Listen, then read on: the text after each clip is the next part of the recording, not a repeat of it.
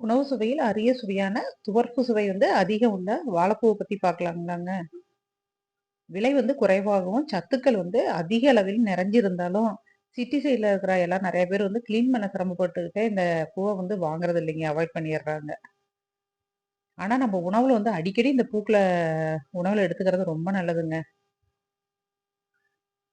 இந்த பூக்கள வந்து இரும்புச்சத்து, நார்ச்சத்து, விட்டமின்லாம் A, C, vitamin E, K, potassium, magnesium, calcium எல்லாம் நிறைஞ்சு இருக்குங்க இந்த பூவுல.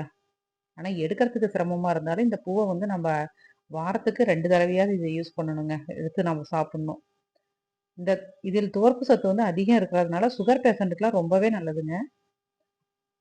யூட்ரஸ் சம்மந்தப்பட்ட எல்லா பிரச்சனையுமே இது தீர்த்துடுங்க.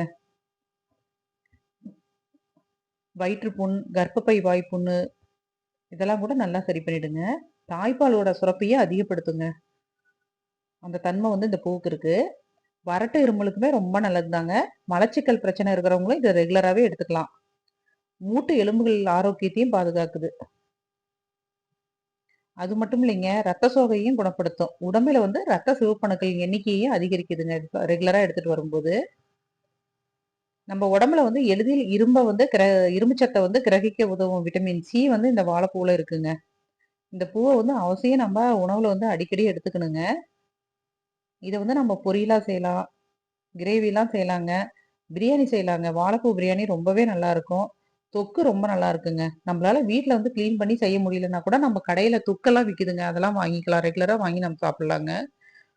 இந்த வீடியோ வந்து உங்களுக்கு பிடிச்சிருக்குன்னு நெனைக்கிறேன். அப்படியே சப்ஸ்கிரைப் பண்ணுங்க, லைக் பண்ணுங்க, ஷேர் பண்ணுங்க. அப்படியே உங்க